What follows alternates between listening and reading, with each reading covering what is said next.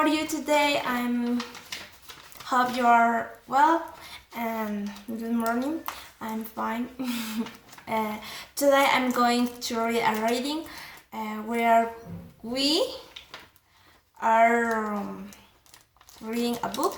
The name of the book is The Picture of Dorian Gray by Oscar Wilde. Oscar Wilde.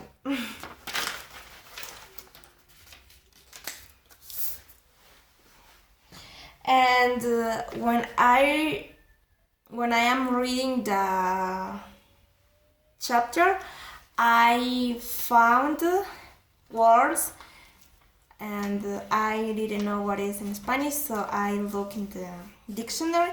My new vocabulary are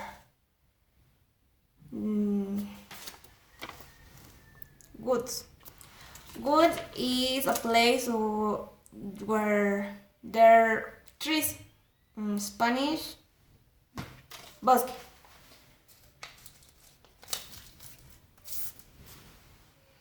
And I found joy. Joy is chiste.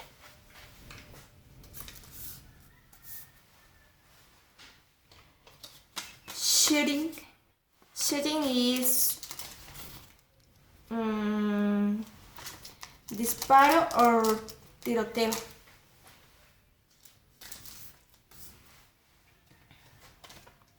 Fainted. I'm fainting now. No. Fainted is desmayado. When it's a woman, when it's a man, is desmayado. Desmayada. Buildings. Buildings are houses.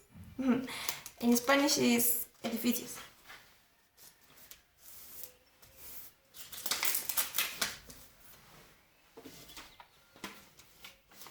Nose is ruido.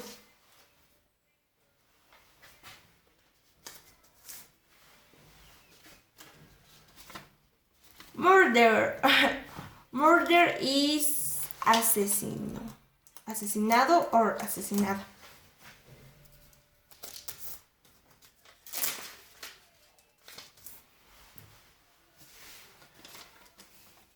Evening. Evening is like night, a night. Night is noche.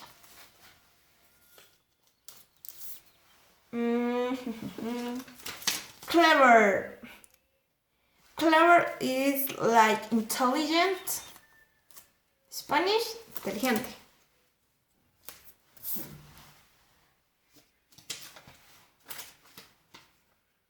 Guest. Guest is invitado or invitada.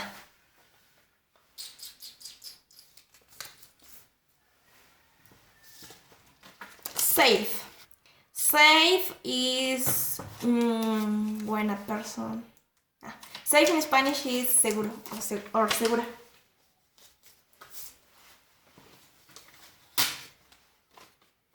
Crash. Crash is like an accident, but is a synonym.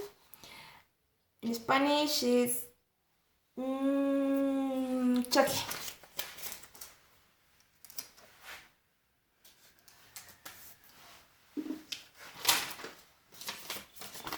Among is like between, entre.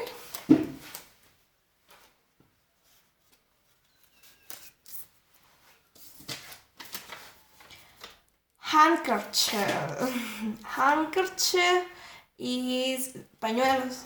When I'm cry, I'm use handkerchief for my tears. And the last one is cupboard. Covered in Spanish is cubierto or cubierta. So this is my new vocabulary, and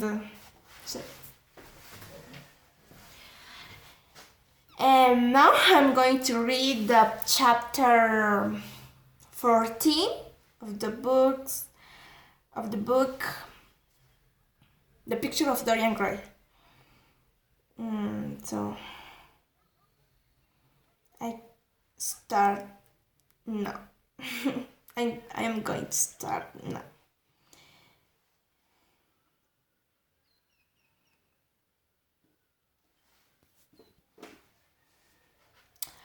A week later, Dorian was at his house in the country. Many people had come to stay with him. They were rich people who enjoyed talking and eating and drinking. Dorian's guests also enjoyed shooting birds and animals.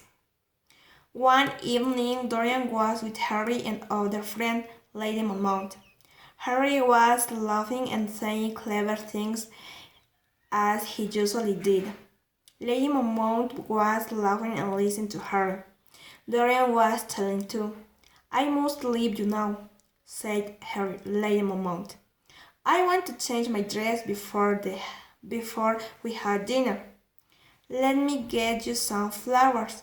You can wear that of your dress, said Dorian, getting up from his chair and leaving the room. Oh, said Lady Monmouth.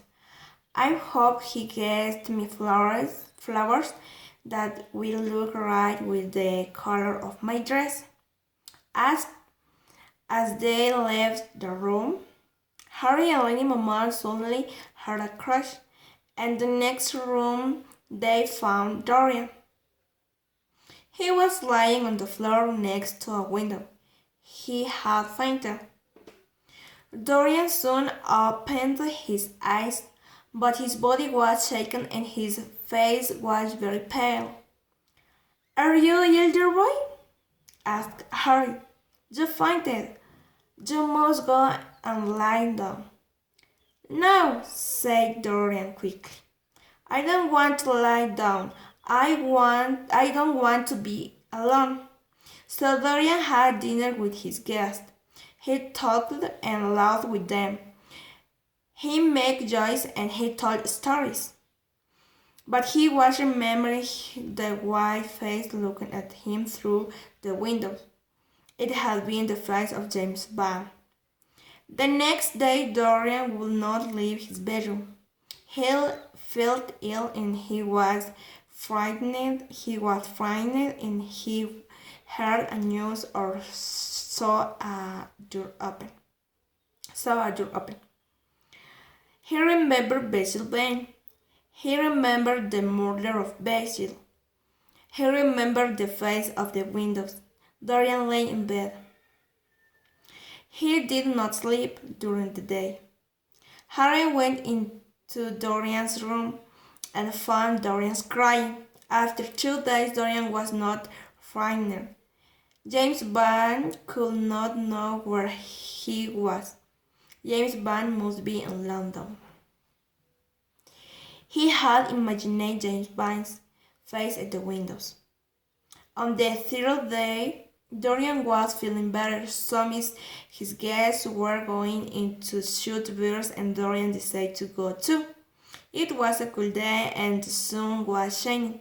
Dorian felt happy and he walked through the woods. Harry and Lady Monmouth walked beside him.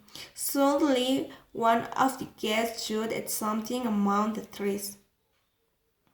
There was a crying, the terrible cry of a man in pain. People shouted and ran towards the noise. So they pulled the body of a man out of the trees. Dorian watched in horror.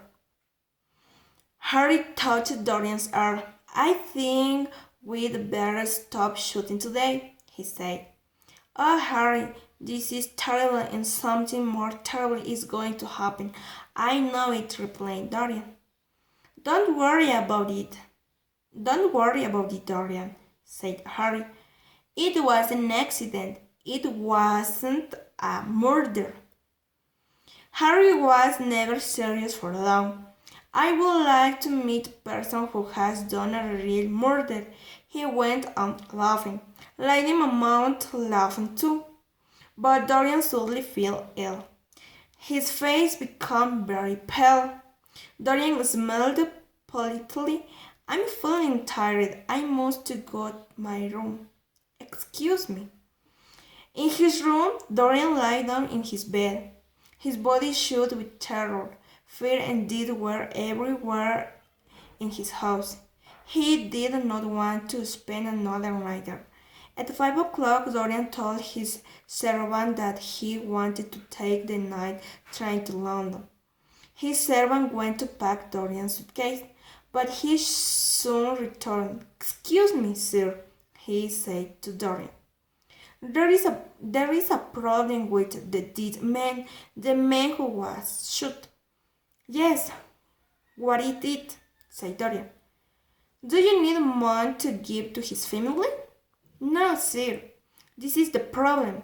We don't know who he is.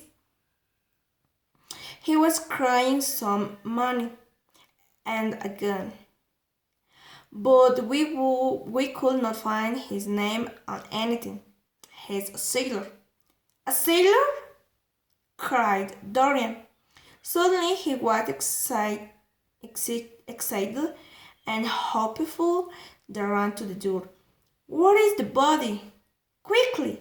I want to see it now. The body had been taken to a farm. It lay on the floor in one of the buildings. A handkerchief covered the dead man's face. Take that cloth off the eyes, said Dorian. I firmly walked away the handkerchief. Dorian looked down at the face and gave a cry of joy. The man had been shot was James Bain, sir. Dorian walked home with his eyes full of tears. They were tears of joy because he was safe. James Bain could not kill him now. So thank you, Miss, for watching me, and this is my new word.